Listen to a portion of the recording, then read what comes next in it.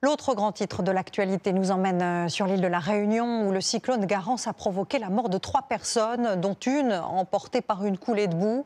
Par endroits, vous allez le voir, ce sont 2 mois de pluie qui se sont abattus en quelques heures. Une épreuve pour les habitants alors que la préfecture avait décrété l'alerte violette, l'alerte maximale. Ignacio Bornassin et Sébastien Barancourt. Des vagues de plusieurs mètres de haut,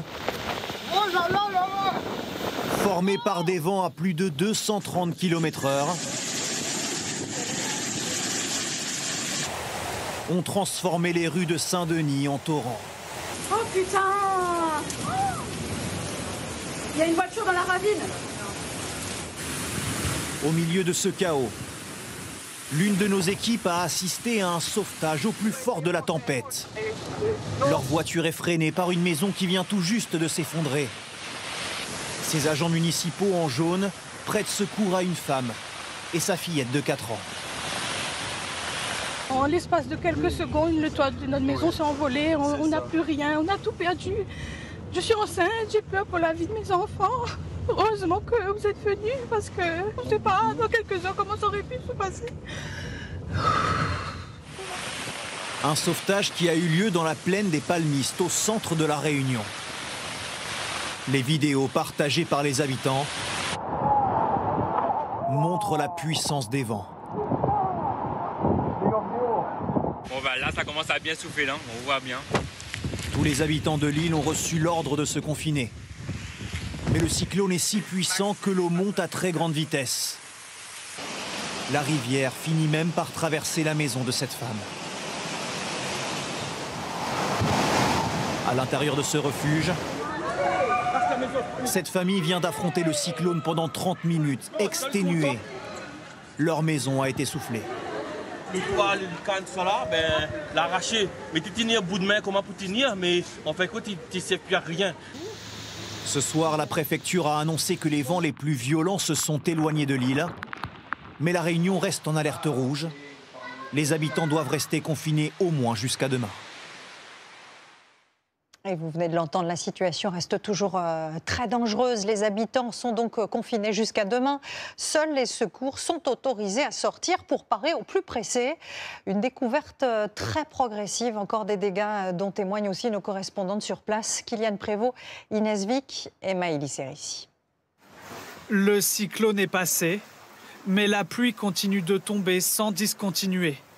À Saint-Denis, au nord de l'île, ces habitants se relaient un à un pour enlever les déchets qui jonchent le sol dans leur immeuble. Les dégâts sont colossaux. Là, nos voitures, ils sont inondées à la main, donc c'est problématique. On ne peut même pas déplacer les voitures. Et même en haut, dans les autres maisons, il y a des fuites. C'est le cas de l'appartement de cet habitant. Toiture arrachée et eau qui s'infiltre dans toutes les pièces. Il tente avec quelques t-shirts déposés sur le sol de sauver ce qui peut l'être. On a eu très vite coupure d'électricité, coupure de courant, c'est pas revenu malheureusement pour nous. À l'extérieur aussi, le passage du cyclone a laissé son empreinte. Les troncs d'arbres jonchent le sol. Là c'est coincé. Ces policiers patrouillent dans les rues pour constater les dégâts et ordonnent aux habitants imprudents de rester confinés chez eux. Monsieur, Vous allez où là? vous avez quelqu'un de votre famille ailleurs ou pas? Vous n'avez pas le droit de sortir, vous savez, on est en alerte rouge. Pas une rue, pas un chemin n'est épargné. Partout des chaussées endommagées. Une situation qui durera au moins jusqu'à demain matin, selon notre équipe sur place.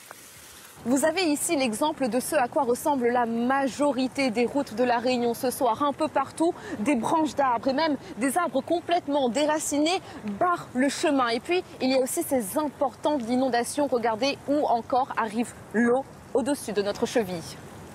Selon un dernier bilan, plus de 100 000 foyers sont toujours privés d'électricité et d'eau potable.